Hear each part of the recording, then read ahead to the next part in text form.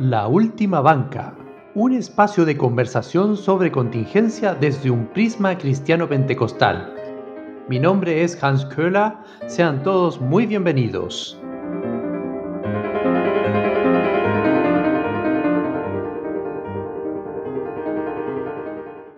Hola, bienvenidos a un nuevo episodio de La Última Banca. Hola Daniel, ¿cómo estás? Hola Hans, bien por acá. Nos tocó en esta ocasión solamente los dos. Daniel Antilef y Luis Vidal tuvieron otros compromisos, así que vamos a tratar de hacer este programa lo más ameno e informativo posible. Bueno, igual le dejamos un saludo ahí a Daniel Antilef y a Luis Vidal. En esta oportunidad y siguiendo con un tema que veníamos desarrollando desde hace algunos capítulos atrás, queremos retomar el artículo de Lawrence Meyers y Paul McHugh sobre sexualidad y género que fue publicado en el 2016. Este sería ya el tercer episodio sobre este tema y queremos abordar la tercera parte del artículo, el cual se titula Identidad de género. Solamente para tener un contexto, recordar que en la primera parte de este documento se discutió que existe una creencia en la orientación sexual que es un concepto completamente definido, pero los autores nos hacían ver que eso no es así y que estos conceptos no son tan reales como se presentan, y que algo similar también ocurre con la identidad de género. Entonces, ¿en qué sentido se cree esto en los términos de identidad de género? En que se hace difusión de la idea, de acuerdo a los autores, que la categoría del género también es definida al nacer o no a una temprana edad y puede diverger del sexo biológico de una persona. Ese debería siendo como el encabezado de este episodio. Daniel. Para que las personas que nos siguen o que escuchen este capítulo se enganchen un poco en lo que se va a tratar, primero queremos decirle que nosotros tratamos de incentivar la lectura de artículos como este. Esa ha sido la intención. En esos 3 capítulos que hemos analizado, son artículos largos, son 150 páginas, algo así. Entonces nos es imposible abarcarlo completo. Destacamos algunas conclusiones, hacemos comentarios de algo que nos llame la atención, pero la invitación siempre es a que lo lean, a que lo busquen en internet. Si a alguien le interesa nos puede contactar y se lo podemos enviar, pero la idea es que lo lean y saquen sus propias conclusiones. Nosotros tratamos de entregar resúmenes. Entonces, para que la gente que está siguiendo este capítulo se enganche un poco, les voy a compartir las conclusiones de este tercer capítulo. Como decía Hans, el review tiene 3 partes, estamos viendo hoy la última, y estas son las conclusiones relacionadas con esta parte puntual que es sobre identidad de género. Dice así, las conclusiones que se pueden desprender de este capítulo. Dice, los dos sexos biológicos desempeñan papeles complementarios en la reproducción y entre ambos existen múltiples diferencias psicológicas y fisiológicas que en promedio se extienden a toda la población. No obstante, si bien el sexo biológico es una característica innata del ser humano, la identidad de género es un concepto más escurridizo. La identidad de género es básicamente de lo que se trata este capítulo. Otra conclusión que destacan ellos dicen, al revisar la literatura científica, comprobamos que no sabemos prácticamente nada seguro sobre las razones biológicas que determinan qué factores llevan a algunas personas a afirmar que su género no se corresponde con su sexo biológico.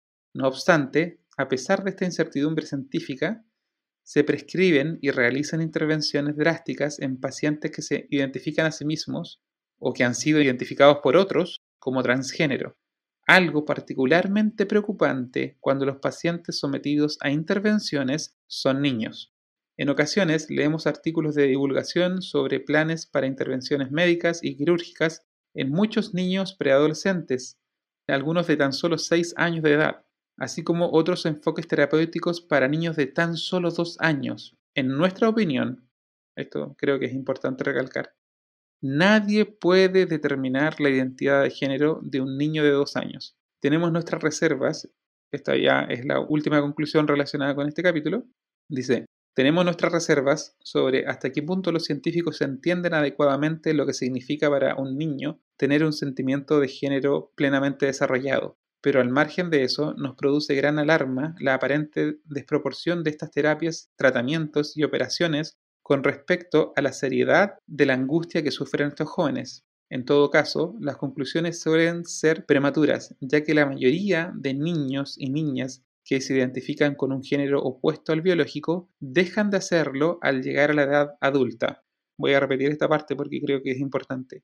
ya que la mayoría de niños y niñas que se identifican con un género opuesto al biológico dejan de hacerlo al llegar a la edad adulta.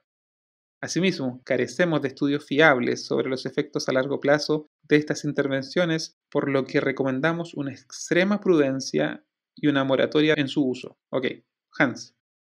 Sí, gracias Daniel por compartirnos las conclusiones del trabajo, son bien interesantes y ellos parten de una base que yo considero que no deja de ser menor porque abre el abanico no solamente para abarcar estos temas, sino que otros temas de contingencia que están ocurriendo hoy en día. Los conceptos clave y sus orígenes, que son los que abordan como en la primera parte de este tercer capítulo, lo que se busca o lo que buscan los autores es definir. Ellos definen qué es lo que es sexo y qué es lo que es género, porque de acuerdo a la opinión profesional de ellos, no vendría siendo, digamos, la misma definición. De acuerdo a lo que ellos presentan como la definición de la Asociación Americana de Psicología, el sexo es asignado al nacer y se refiere al estatus biológico como hombre o mujer. De ahí sale la definición de sexo binario. Entre paréntesis hay que también reconocer eso cuando de repente se habla de que somos binarios, es hombre o mujer de acuerdo al sexo biológico. Este estatus está relacionado con los atributos físicos, como lo son, por ejemplo, de acuerdo a la definición de ellos, como los cromosomas, la prevalencia de los equilibrios hormonales y la anatomía interna y externa. Por otro lado, el género se refiere a los roles socialmente construidos, conductas, actividades y atributos que la sociedad considera apropiados para niños y hombres, así también como para niñas y mujeres. Entonces, mientras que los aspectos biológicos son similares entre las diferentes culturas a nivel mundial, los aspectos de género pueden diferir. Por ejemplo, en relación al género, la definición que comprende los roles socialmente construidos implica que si una construcción que es parte de una construcción social, el género podría diferir del sexo biológico. Esta idea, y aquí viene la parte interesante donde yo les hablaba de los abanicos, esto ya, digamos, en mi visión, pero que también está compartida de acuerdo a lo que presentan los autores de este artículo en su parte inicial, está compartida con el movimiento feminista inicial para reformar o eliminar los roles establecidos y tiene como resumen la frase acuñada por Simone de Beauvoir en el año 1949 en su libro El segundo sexo, que dice, y es muy conocida, uno no nace mujer, sino que se convierte en una. Lo que los autores entonces quieren hacer notar acá es que aparentemente existe una presión social sobre los roles de hombres y mujeres y que estos roles deben ser desafiados para lograr llegar a tener una identidad que se encuentre alineado o alineada con la orientación sexual de la persona. Y eso es algo que nace de acuerdo a lo que nos presentan los autores del movimiento feminista del siglo pasado hasta que se ha ido desarrollando, perdón, hasta los días de hoy. No sé si Daniel, tú quisieras complementar ese pensamiento. Claro, más que nada comentar un poco lo interesante que es el hecho de que en la intención de luchar contra los roles sociales, así como la entendían las feministas como Simone de Beauvoir, la idea de luchar contra los roles sociales que las mujeres habían tenido por bastante tiempo, hacen una separación drástica entre lo que son roles de género con lo que es características biológicas. Como que se cierran a la posibilidad de que exista alguna relación entre lo biológico y lo aprendido. Un poco la tensión que siempre se comenta entre esto es naturaleza o ambiente, biología o lo que se va aprendiendo en el ambiente donde uno se forma. Yo soy de la idea de que estas cosas están interconectadas. Uno no puede anular completamente la influencia biológica en nuestras personalidades, en muchas de las cosas que nos forman como personas. Creo que tanto lo biológico como lo ambiental juegan roles fundamentales en ir moldeándonos, en ir dándonos forma. Pero estos movimientos, con la intención de liberar a la mujer de los roles sociales, como que cortaron de lleno, hicieron una incisión, una separación que tiene consecuencias hasta el día de hoy. No sé si habrá estado en el génesis de sus intenciones llegar a ver lo que estamos viendo hoy con el tema del género, pero creo que el puntapié inicial, al menos en literatura, de esta diferenciación drástica entre el género como algo netamente social y el sexo biológico, creo que parten como de ahí. Las referencias en literatura de ideas como esta, creo que la primera que citan los autores es Simone de Beauvoir, como decía Hans, no se nace mujer, sino que se llega a serlo. Y luego ellos citan una serie de otros autores que van dejando ideas similares. Solamente voy a nombrar a los autores que se citan. está una socióloga, Anna Oakley, en 1972. Ella publicó un libro llamado Sexo, Género y Sociedad.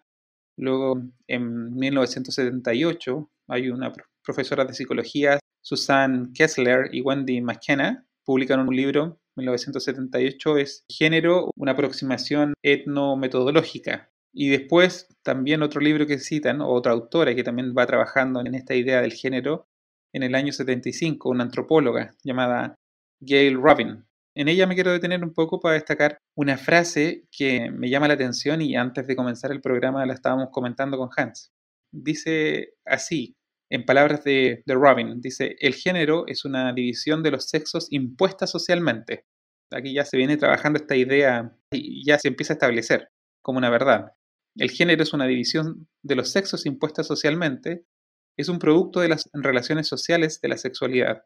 En opinión de Rubin, si no fuera por esta imposición social, seguiría habiendo seres de sexo masculino y de sexo femenino, pero no existiría la masculinidad ni la feminidad, o lo masculino o lo femenino. Además, Rubin define que si los papeles tradicionales de género se construyen socialmente, entonces también es posible deconstruirlo. Esta palabra yo creo que les suena bastante conocida a los auditores. El tema de la deconstrucción hoy día está en boga, es parte del paisaje de nuestros días. Esto ya se decía en 1975. Voy a volver a la cita. Además, Rubin define que si los papeles tradicionales de género se construyen socialmente, entonces también es posible deconstruirlos y por tanto podemos eliminar las sexualidades obligatorias y los roles sexuales. Y esto es lo más interesante que encuentro yo. Y crear una sociedad andrógina y sin género, pero no sin sexos, o sea, una sociedad en donde lo masculino, lo que entendemos por masculinidad o feminidad, no exista. A eso se refiere con una sociedad andrógina, en la que la anatomía sexual sea irrelevante para lo que cada uno sea o haga y con quien haga el amor. O sea, en el fondo, eliminar del hombre, por ejemplo, la masculinidad y eliminar de la mujer la feminidad. Si a ustedes les parece esto familiar a nuestros días, yo creo que no es coincidencia. Y bueno, otras autoras también, no sé si Hans quiera comentar, Judith Butler, que es mucho más conocida. Sus libros vienen en los 90 y en el 2004. La cita que tengo de Judith Butler, que es bastante conocida en esta área, es: el género no es el resultado causal del sexo, ni es aparentemente tan fijo como el sexo. Y del último que queríamos hablar, no sé si Hans quiere hablar o me da el paso a mí, es de John Money. John Money fue el que primero utilizó el concepto de género en una publicación científica, en un informe del año 1955. Hans puede tomar y después retomamos con John Money.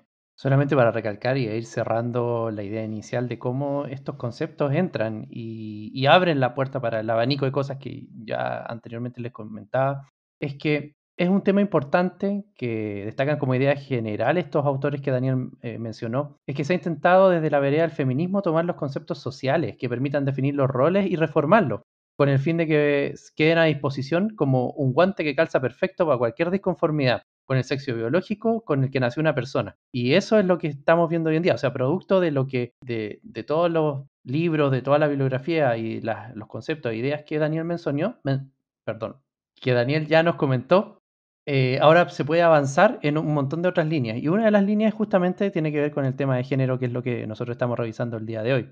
Esto queda manifiesto en el abordaje que los autores de este artículo que les estamos comentando hacen desde un intento de distinguir entre la conducta de los individuos y su rol reproductivo. Y esto lo abordan con dos ejemplos. El primero es la conducta del pingüino emperador que ellos nombran, y el ejemplo de Thomas Beatty, que era la entrada, digamos, para lo que Daniel nos va a comentar. Ok, retomo entonces. Bueno, les quería comentar de John Money, que es como el tercer, o sea, no sé, el cuarto o quinto personaje digno de mencionar en cómo se fue construyendo esta idea del género como algo independiente del sexo, que aparentemente, por lo que citan estos autores que hemos estado estudiando por 3 capítulos seguidos, es una construcción recién del siglo pasado, la idea de que sexo y género son cosas independientes. Y el caso de John Money es bastante emblemático. John Money fue un psiquiatra que trabajó en el hospital Johns Hopkins. Él trabajaba con personas hermafroditas, o como se conocen hoy en día, intersexuales. Ese era el target que él tenía, las personas que estudiaba. Y a él se le dio un caso muy particular, que es quizás por el que ha sido más conocido, y es el caso de unos gemelos idénticos, judíos, eran canadienses. Cuando se le practica la circuncisión a estos niños, a uno de ellos le queman el pene. Le practican de mala manera la circuncisión y le queman el pene. Y los papás, desesperados por lo que le había ocurrido al chico, de alguna manera llegan al doctor John Money, le llevan a este niño, el nombre del niño, nombre posterior que se coloca él después, porque parece que se llamaba de otra manera. Él se llamó después David Reimer, y el profesor Money aplica sus teorías en él, muy convencido de que el género era algo completamente moldeable. Ojo que este niño, David Reimer, no era intersexual o hermafrodita, que eran las personas con las que trabajaba John Money, y se le daba un caso perfecto porque era un caso de gemelos idénticos. Entonces, si queremos probar que la biología no juega ningún papel, el mejor ejemplo que se pueden tratar siempre son los gemelos idénticos, donde genéticamente son idénticos, por algo se llaman de esa manera. Entonces tenemos un niño, uno de los gemelos que no había tenido el accidente, lo hacen crecer como niño, y al otro chico que había tenido el accidente con su pene, lo crían como niña. Cuento corto, para no hacerlo muy extensivo, John Money, después de varios años de seguimiento, presentaba el caso como un ejemplo de éxito rotundo, donde claramente el género era moldeable, que si se le criaba de esa manera, la persona tenía completa conformidad con el género que se le asignaba. Pero cuando llega la pubertad, David Reimer empieza a manifestar disconformidad y se empieza a sentir raro, no se sentía niña, que era algo que lo habían forzado a hacer. Bueno, al final terminan contándole a él toda la historia y él deja su identidad de niña, se trata de operar, se pone el nombre de David Reimer.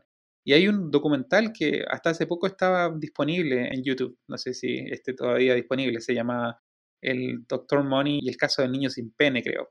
Eso era el nombre del documental. Y ahí se cuenta todo y de hecho es muy llamativo el documental porque llega un momento en que David Reimer dice, esto es una mentira, estas ideas que defendía el Dr. Money son en realidad completamente falsas. Miren, yo soy un testimonio vivo de eso. Dijo, ¿qué quieren que yo haga para que me pongan atención? ¿Quieren que me pegue un tiro? Dice eso. Y lo paradójico es que David Reimer se termina quitando la vida. No solamente él, sino que también su gemelo. El gemelo, no sé si tenía problemas psiquiátricos antes o manifestó problemas psiquiátricos cuando se entera de la historia de su hermano, que por mucho tiempo creyó que era su hermana. Y al final terminan los dos gemelos muertos, los dos gemelos terminan suicidándose. Entonces, el daño que se puede llegar a hacer al experimentar especialmente con niños, al tratar de llevar a cabo ideas como esta, yo pienso que es incalculable. Por eso este tema es tan delicado. El tema de la identidad de género es tan delicado, especialmente cuando hay niños involucrados. Así que, bueno, paso con Hans. Sí, para avanzar también en el desarrollo que presentan los autores del artículo, ellos nombran un paper del 2004 del doctor William Rayner, urólogo pediátrico y psiquiatra dedicado a niños y adolescentes, y él hizo un seguimiento de la identidad sexual de 16 pacientes masculinos que sufrieron extrofia cloacal, que lo que ahí ocurre es que sus estructuras de los órganos sexuales no están definidas desde el estado, digamos, antes del nacimiento. Entonces, por ejemplo, en esta afección, el recto, la vagina y los genitales no se separan completamente a medida que el feto se desarrolla. Entonces, ¿qué es lo que hicieron? Ellos presentan que estos órganos no pueden estar correctamente formados. Entonces, en estos pacientes, que fueron 16, 14 de ellos se les asignó el sexo femenino y fueron llevados a pabellón para construirles genitales femeninos y fueron criadas como niñas por sus padres.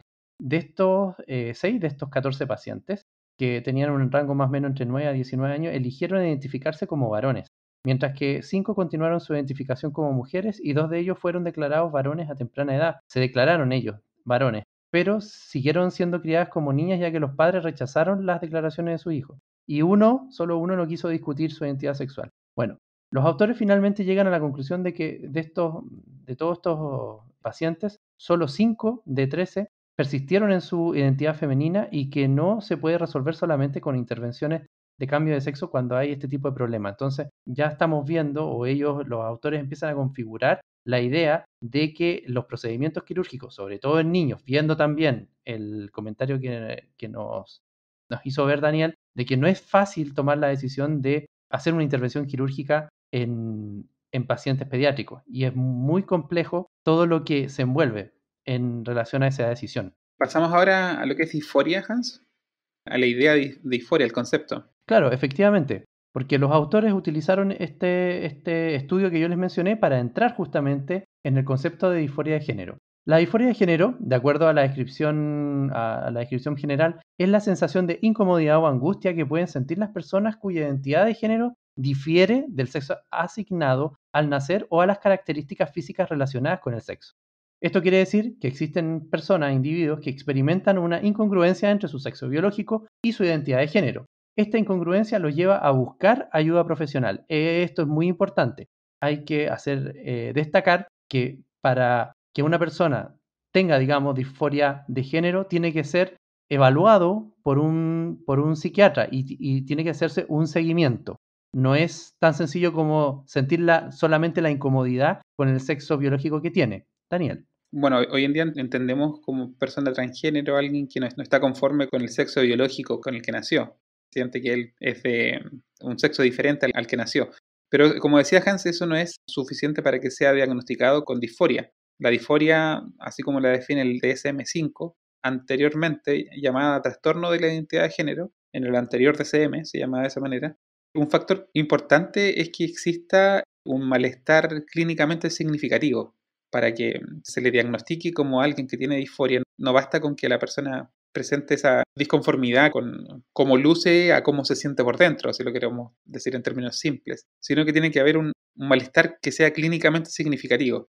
Esto es importante porque para que se proceda en todos los tratamientos que vienen más adelante, que son tratamientos hormonales o personas que ya derechamente entran a cirugías de reasignación, creo yo, Hans me puede corregir, pero creo yo que el diagnóstico de disforia es fundamental. O sea, para que la persona pueda seguir todos los tratamientos que vienen hacia adelante, creo que tiene que ser diagnosticado con disforia o me equivoco. Sí, efectivamente, bueno, los autores definen que la disforia de género puede ser parte de los criterios que se evalúan para aprobar una cirugía, por ejemplo, de reasignación de sexo o el uso de hormonas, de tratamiento hormonal en los pacientes, sobre todo los pediátricos.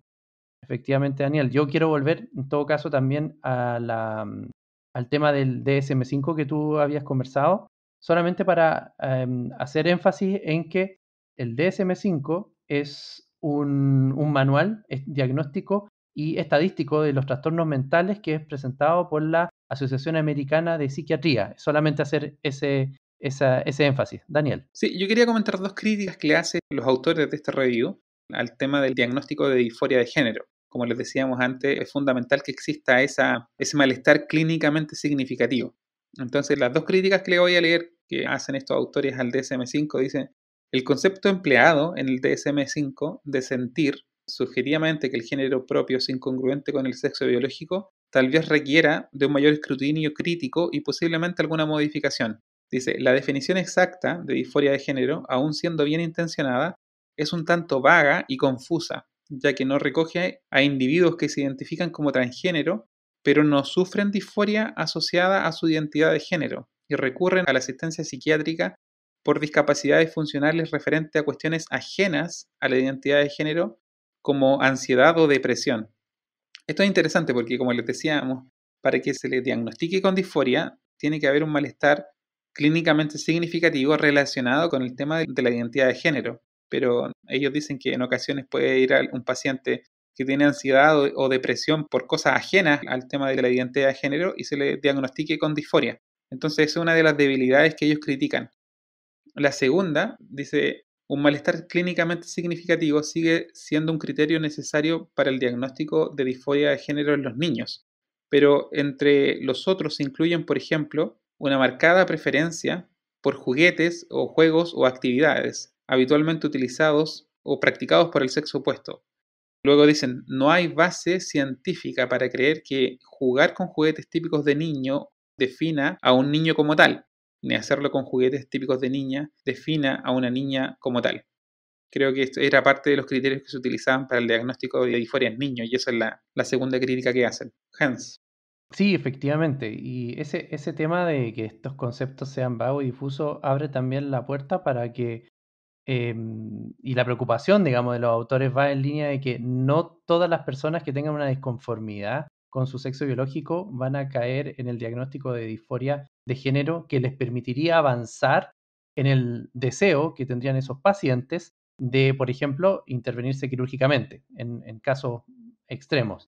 Entonces, después los autores, pasadito, digamos, estas críticas, tratan de generar algunas preguntas que son bastante extensas, digamos, un párrafo casi completo de puras preguntas, y para abordar estas preguntas se van y tomando una estructura muy similar a lo que nosotros también vimos en el primer episodio, de acuerdo a esta serie de temas de disforia de género o de identificación sexual, de orientación sexual, se van a la parte de la fisiología. Entonces entran ahora a un ítem llamado dentro del artículo género y fisiología. Y aquí se cita a un profesor de biología que ha trabajado extensamente en la investigación de neuroimágenes, que es el doctor Robert Sapolsky. Hans, antes que entremos al tema de la relación de género con fisiología, te quiero pedir que me permitas comentar algo, que es el caso de los intersexuales. Quiero hacer un breve comentario antes de pasar a esa sección. Es que he visto últimamente, de hecho me topé esta semana con una discusión en Facebook que giraba en torno a la participación en las Olimpiadas, en una competencia de pesas, de un atleta que era transgénero, que participó en la categoría femenina de levantamiento de pesas. Se daba discusión en torno a eso y la discusión se fue guiando un poco hacia el hecho de que esto de ser trans es algo bastante más natural de lo que uno piensa, y sacaron el tema de los intersexuales y decía el que comentaba que los intersexuales son como el 2% de la población mundial, y lo comparaba con la población de Rusia y lo comparaba con los colorines. Decía esto es como muy normal, y compartía una charla TEDx, de estas charlas de 13 minutos que son bien famosas, donde había un intersexual hablando y básicamente dejaba caer la idea, o lo decía abiertamente, que el tema de los genitales era súper irrelevante. Los genitales que uno tenga como que da lo mismo, no te definen como persona. Y decía, no importa qué genitales yo tenga, lo importante es que uno sea buena persona, como que lo llevaba por ahí. Creo yo que estaba mezclando peras con manzanas.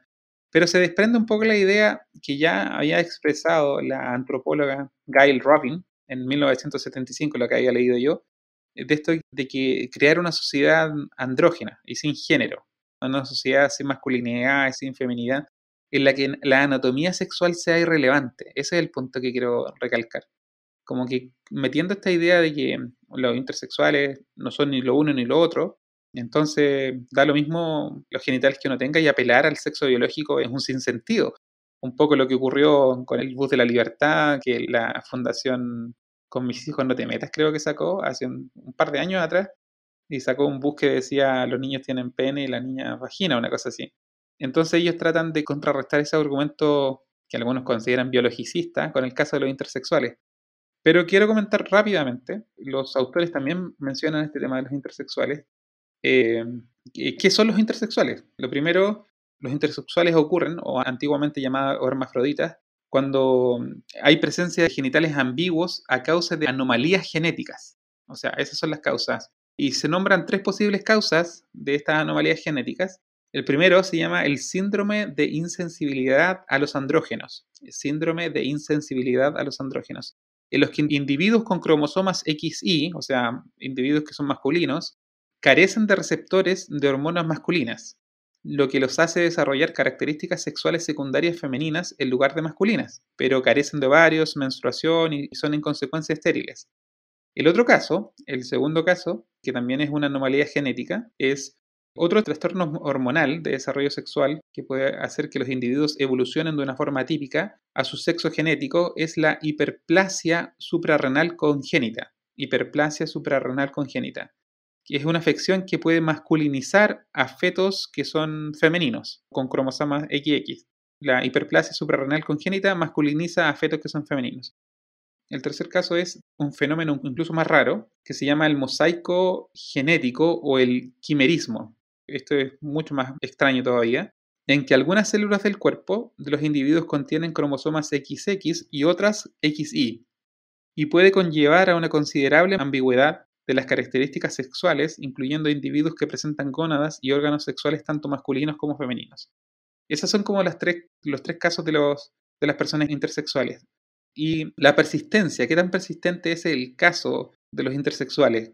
Como les comentaba yo, lo comparan a la población de Rusia, que eran cerca de un 2% de la población. Hay un paper que es del 2014, que lo puedo dejar en la descripción, para que lo revisen. Dice el paper al comienzo, en la introducción, dice: los estudios estiman que la incidencia de verdadera ambigüedad genital en los trastornos de desarrollo sexual es de 1 en 5.000 a 1 en 4.500 nacimientos. Sin embargo, se estima que la presencia de anomalías genitales podría llegar a ser de 1 en cada 300 nacimientos. O sea, para presentarlo en porcentajes, cuando hay una verdadera ambigüedad genital, el porcentaje de personas que nacen con verdadera ambigüedad genital es del 0.02% al 0.022%.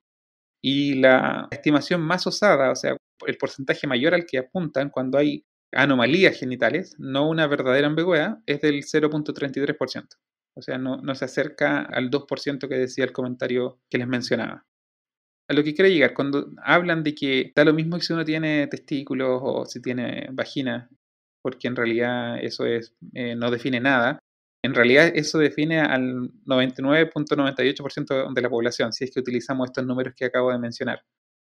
Entonces tratar de decir que la genitalia no tiene ninguna relevancia es hacer de casos que son bastante anómalos y que son explicables, son personas masculinas o femeninas que tienen problemas con hormonas puntuales o problemas genéticos puntuales que desarrollan estos problemas, ¿me entienden? Entonces, hacer creer que la anatomía no importa o que la genitalia no importa, yo pienso que es una trampa. Eso por un lado.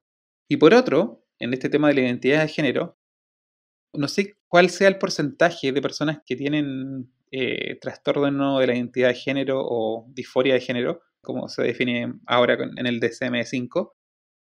Yo creo que un porcentaje muy, muy bajo de ellos son intersexuales. O sea, las personas que presentan el problema de disforia de género son personas que no tienen problemas genéticos asociados. No hay una anomalía genética asociada en la mayoría de los casos.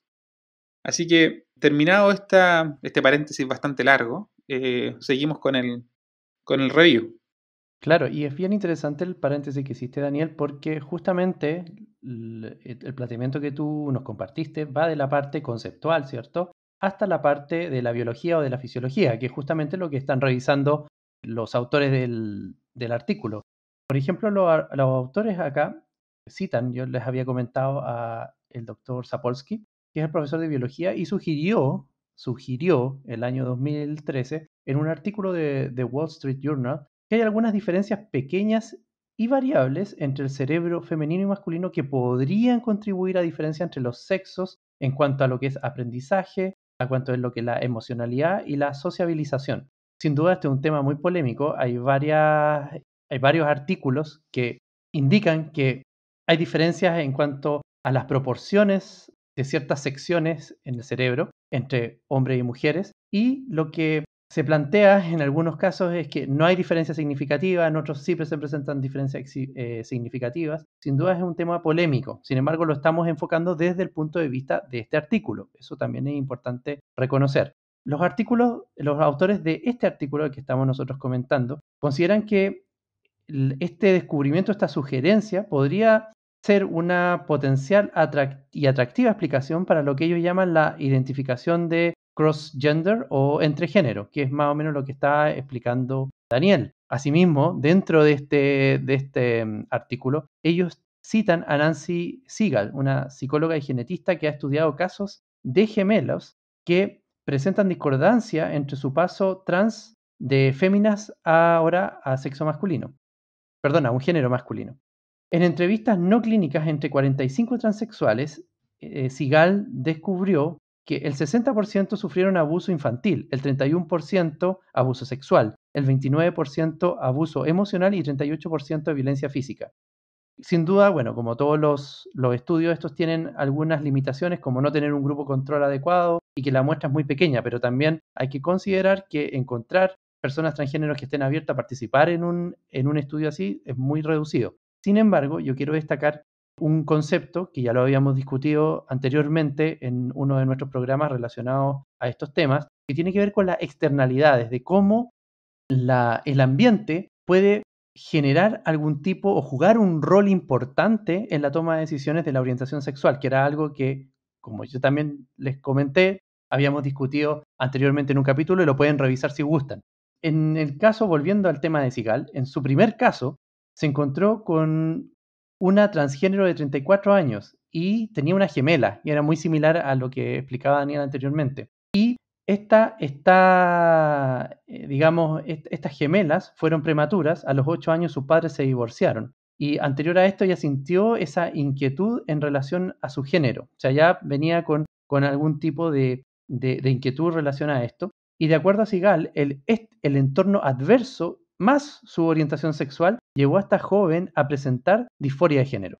Entonces, ella especula, no presenta, me refiero a Sigal, de acuerdo a lo que dicen los autores, ella especula que dentro de su desarrollo prenatal, esta paciente estuvo expuesta a concentraciones desiguales de andrógeno en relación a su hermana gemela, y que el transexualismo estaría asociado a múltiples factores e influencias de sus propias experiencias. Volvemos a lo mismo. Los descubrimientos que presenta Sigal y que son citados por los autores de este artículo, también no dejan fuera cómo el entorno puede llegar a moldear, primero que todo, una decisión de una orientación sexual que los puede llevar ahora a operaciones, a intervenciones quirúrgicas, por ejemplo, o el uso de hormonas, como son algunos casos que ellos explican más adelante. No sé si, Daniel, tú quieras profundizar más en este tema. No sé si vas a comentar algún otro estudio, porque lo que tengo yo son las críticas que hace a la sección esta de la relación entre género y fisiología.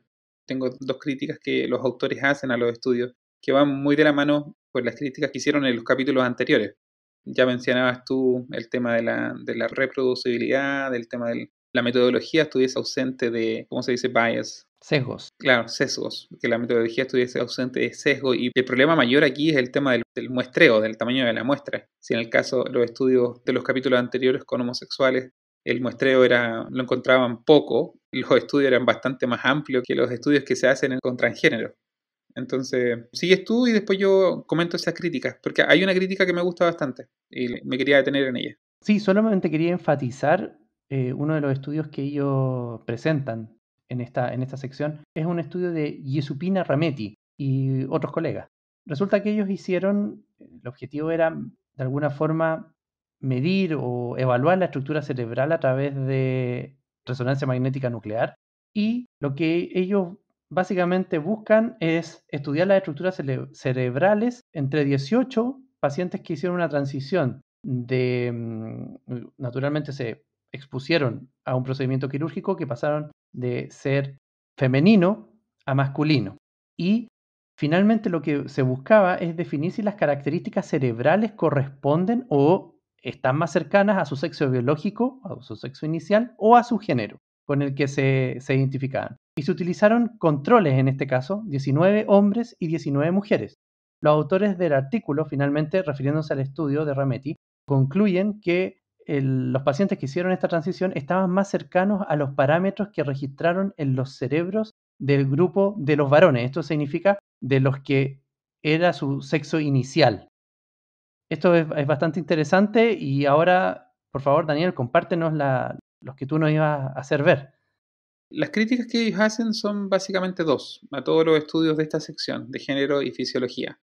La primera crítica que ellos hacen, dicen: en resumen, los estudios presentados anteriormente no ofrecen pruebas concluyentes y sus hallazgos sobre el cerebro de adultos transgéneros son dispares. Los patrones de activación cerebral en esos estudios no proporcionan suficientes pruebas para sacar conclusiones fiables sobre la posible asociación entre la activación cerebral e identidad sexual o excitación, y los resultados son contradictorios y confusos. Esa es la primera crítica. La segunda crítica que hacen, que me gusta, la encuentro interesante, dice: estos estudios de estas características que traten de encontrar alguna relación en el cerebro con la identidad de género, estudios de estas características tendrían que usar imágenes cerebrales en serie al nacer, en la infancia y en otros momentos a lo largo de un continuum de desarrollo del individuo, con el objetivo de ver si cualquier hallazgo de morfología cerebral ya estaba presente desde el principio. De lo contrario, no podemos establecer si ciertas características cerebrales son la causa de un rasgo o si el rasgo es innato y, tal vez, fijo. Estudios como los expuestos anteriormente con individuos que ya manifiestan un rasgo no pueden distinguir entre causa y consecuencia del mismo. Bueno, para decirlo en palabras más simples, sería como: ¿qué fue primero? ¿El huevo o la gallina? esa característica que encuentran en un cerebro puntual de una persona transgénero, ¿venía ahí desde el momento que nació? ¿O se fue desarrollando producto de las experiencias del individuo? ¿Me entienden? Por eso ellos proponen que se haga un seguimiento en cada etapa.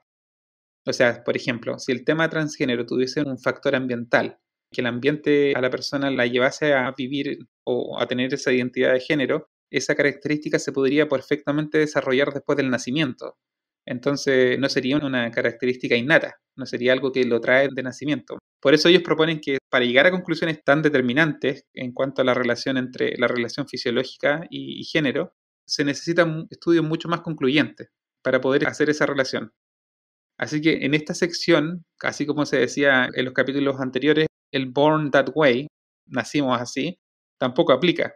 Por lo menos en lo que es fisiología no se podría llegar a esa conclusión, a no ser que se hagan estudios con toda la rigurosidad que se requiere, metodológica, en cuanto al muestreo y, si es posible también, que se haga un seguimiento en cada etapa del individuo para llegar a decir, esta característica puntual que el individuo la tiene de nacimiento es la responsable de esta identidad de género. Bueno, eso sería la crítica.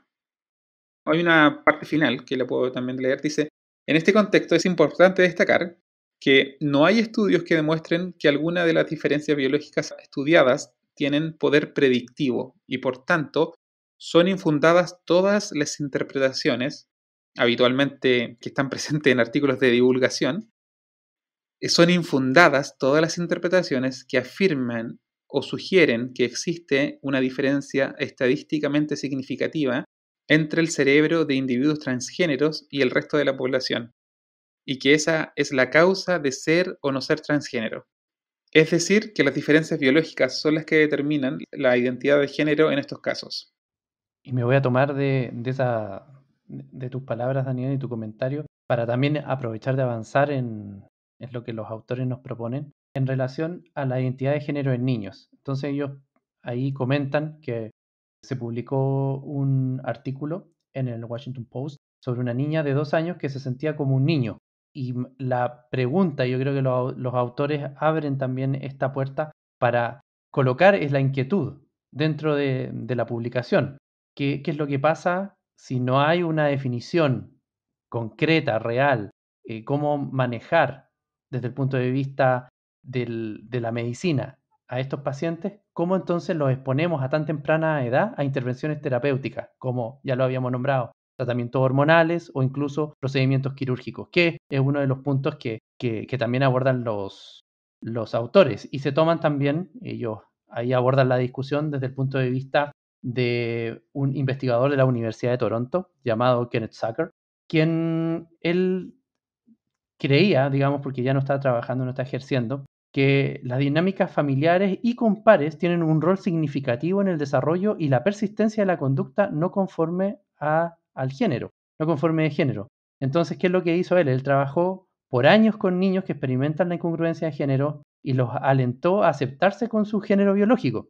Y de hecho, él hizo un estudio en el Centro de Salud Mental y de Adicciones en Toronto y describió que existía un desorden de identidad de género que solamente persistió en 3 de 25 niñas que él había tratado.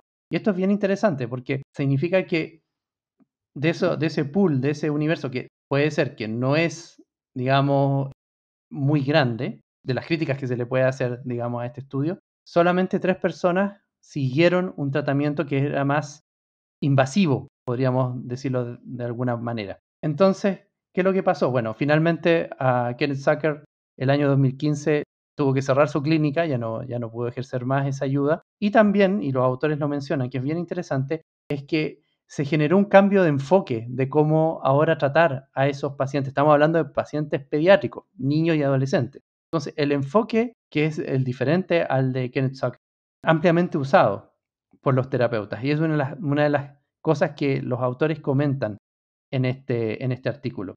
¿Qué significa? ¿Cuál es el enfoque diferente que ellos mencionan?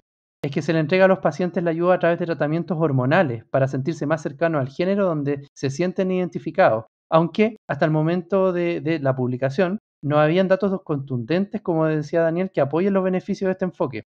Y vuelvo a hacer énfasis en esto, acá se le está de alguna manera promoviendo desde el punto de vista terapéutico en pacientes que presentan disforia de género que vayan y se puedan administrar hormonas o exponerse a procedimientos quirúrgicos. Cuando, y recordando el inicio de este programa, la disforia de género también no es un diagnóstico completamente claro por parte de los especialistas y requiere un seguimiento importante desde los equipos clínicos, de los equipos médicos. Entonces, ¿qué es lo que puede ocurrir hoy en día? Que es una de las cosas que por lo menos a nosotros nos llama la atención, es que si no está bien definido el término clínico de diagnóstica de disforia de género, se puede confundir con una disconformidad del sexo biológico, lo que a cual puede llevar, y quiero hacer mucho énfasis en esto, si no hay un seguimiento adecuado,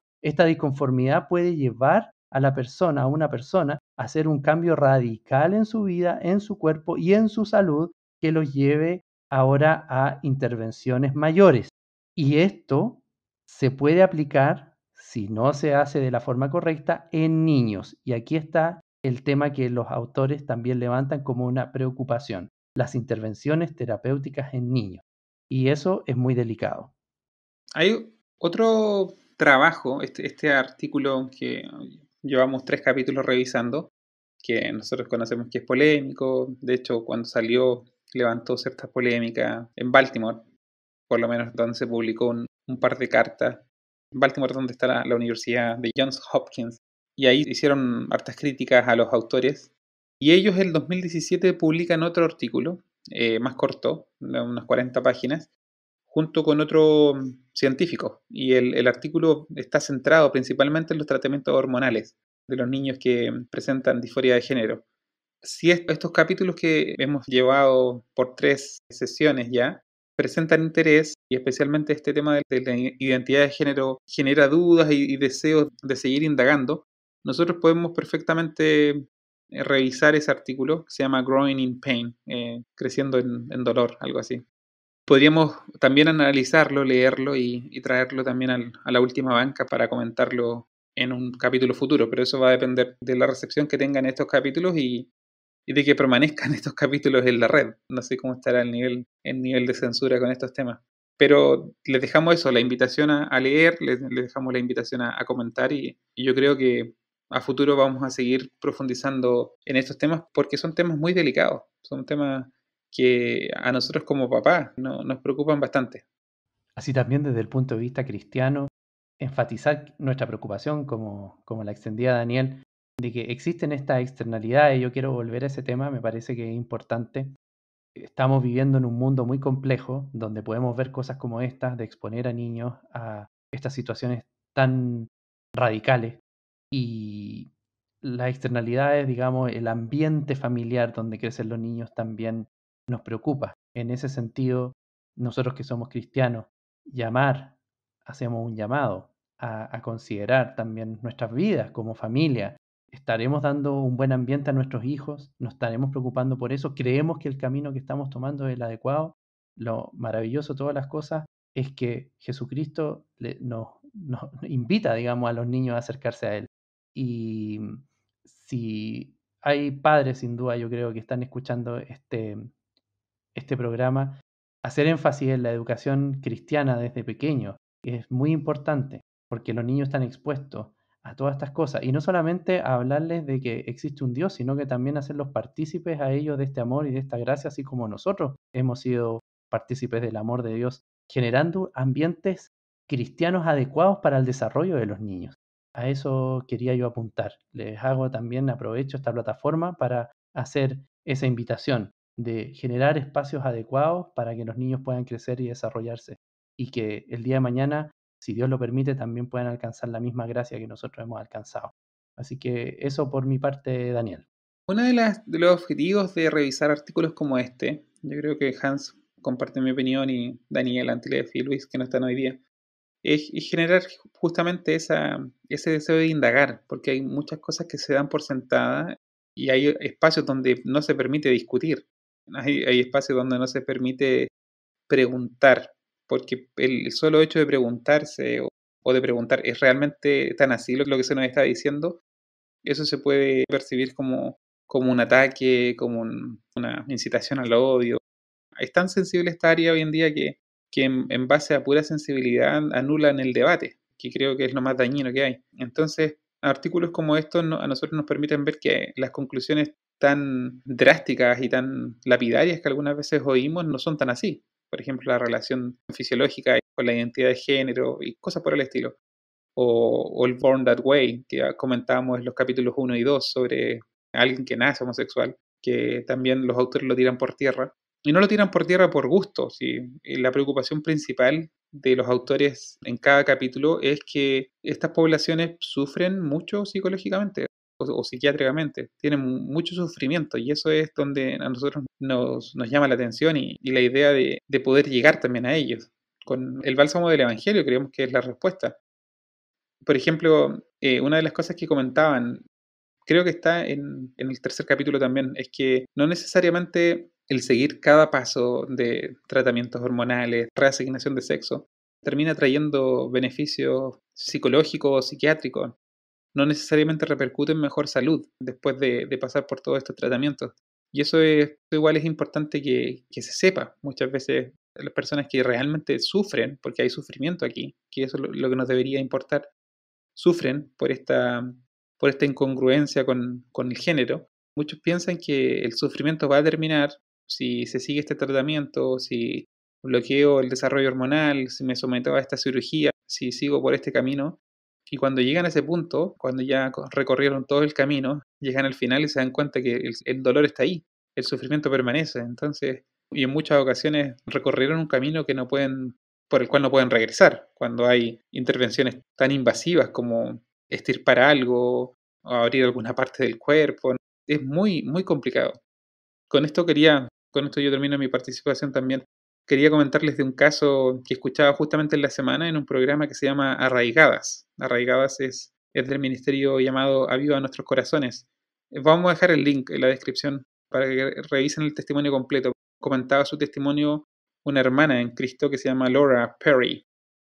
Bueno, sigo con el testimonio luego que Hans comente algo. Solamente para complementar lo que tú estás diciendo, Daniel, en este mismo artículo se presenta en pacientes adultos, nosotros nos habíamos quedado con el tema pediátricos, pero en pacientes adultos que se exponen a intervenciones quirúrgicas para reasignación de sexo, los intentos de suicidio tienen una probabilidad de ser 4,5 veces mayores en personas, digamos, que se someten a estas intervenciones en relación a la población general.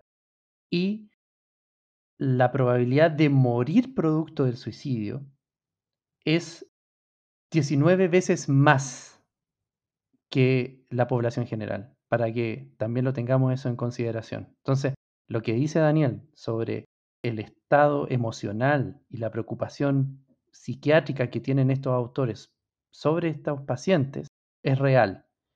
Y tenemos que también tenerlo eso en consideración. Estas personas, sin duda, no solamente sufren este descontento, podríamos decir, o esta disconformidad entre lo que es su sexo y su género, sino que también llevan problemas internos que los pueden llevar a quitarse la vida. Eso te quería comentar, Daniel. Sí, a lo que voy yo es que los orígenes de esta disconformidad pueden ser tan variados y hacerlos transitar por este camino que, creo yo, de forma personal, es un camino doloroso. Doloroso porque se pone en riesgo la integridad física al someterse a tratamientos hormonales que no se conoce bien cuáles pueden ser los efectos secundarios. De hecho, el paper que les mencionaba, el Growing in Pain, trata un poco de eso, que lo podemos comentar en un próximo capítulo. Se someten a eso, luego a operaciones que son muy invasivas para llegar al final de camino. No digo que todos terminen decepcionados, no manejo porcentajes, pero imagínense pasar por todo eso y llegar al final del camino y darse cuenta que siguen igual de vacíos y la angustia permanece. Entonces, es muy complicado porque el origen puede ser tan aleatorio como el caso de Laura Perry que le estaba comentando yo. El caso de Laura Perry, que lo pueden buscar en el link que vamos a dejar abajo, ella tenía una familia de 2 hermanos, habían nacido antes que ella y luego la mamá tuvo 2 pérdidas. Y estas pérdidas eran hombres. Y cuando ella nace finalmente, ella fue la última y tiene una separación de varios años con sus hermanos que quedaron vivos. Y en una ocasión, conversando sobre ese tema, ella dijo algo así como: qué lindo sería que hubiesen nacido mis 2 hermanos, así hubiésemos sido 5. Y no sé si la mamá fue la que le contesta, le dijo, no, en realidad me hubiese quedado solamente con el tercero y tú no hubieses nacido. Entonces, ella, que tenía una relación difícil con la mamá, entendió o asumió desde entonces que ella tenía que ser el niño que la mamá no tuvo. Y ahí comienza ella un camino descendente de una vida sexual muy desordenada, un odio hacia el hombre y su rol dominante, como ella lo veía, el deseo de ella jugar ese papel dominante en las relaciones. Y bueno, ese camino descendente la termina llevando a un grupo donde le reafirman su identidad transgénero y luego ella sigue este camino de las hormonas y de los tratamientos de reasignación. Bueno, ella cuenta el testimonio en el link que les vamos a dejar y luego el Señor la alcanza y la sana. Me refiero a sanidad interna, que es el mayor daño que quizás existe en estas personas. Y ella termina reencontrándose y reconciliándose con su feminidad. De hecho, ella tiene un libro que se llama De transgénero a transformada. Y testimonios como estos nos hablan un poco de que toda la sociedad, para todas las personas que sufren, sea cual sea el sufrimiento, Jesucristo es la respuesta para ese vacío, para esa falta de paz, para esa ansiedad, para esos daños, para esas marcas que deja la vida muchas veces, para esos traumas que generan un quiebre en personas dulces, en personas que tenían una niñez normal, y que viene alguien que le genera un trauma, un quiebre que los marca para el resto de la vida. Incluso en esos casos, el creador de todas las cosas puede ir y sanar un corazón atribulado. Bueno, yo termino mi participación en el programa de hoy. Esperamos que haya sido informativo, esperamos que sea de bendición, esperamos que lo que más nos interesa es que esto abra debate, que abra conversación en los hogares, si es posible que los jóvenes que nos escuchen busquen información, traten de leer un poco más, no por el simple hecho de ir y presentar batallas, sino que por preocuparnos por estas comunidades que a veces pueden estar más cerca de lo que uno piensa. Acompañarlos en el Señor y ojalá llevarlos a un puerto donde ellos sean sanados. Yo me despido y les dejo un gran abrazo y les doy la palabra a Hans. Bueno, más que todo, agradecerles. Por favor, si les gustó el programa, compártanlo. Pueden también comentar, darle like y nos estaríamos viendo en otro episodio. Daniel. Lo último, si quieren y se les interesa que nosotros hagamos un cuarto episodio con este tema de sexualidad y género, pero ya ahora hablando sobre los tratamientos hormonales, nos pueden dejar eso en los comentarios. Eso va a ser para nosotros un signo claro de que estos programas interesan y que podemos hacer un cuarto capítulo. Eso, entonces ya está hecho el llamado, esperamos sus comentarios y nos vemos en un próximo episodio. Que estén todos bien. Chao, chao. Chao, Daniel. Chao, Hans. Este fue un capítulo de La Última Banca. Los esperamos en el próximo programa.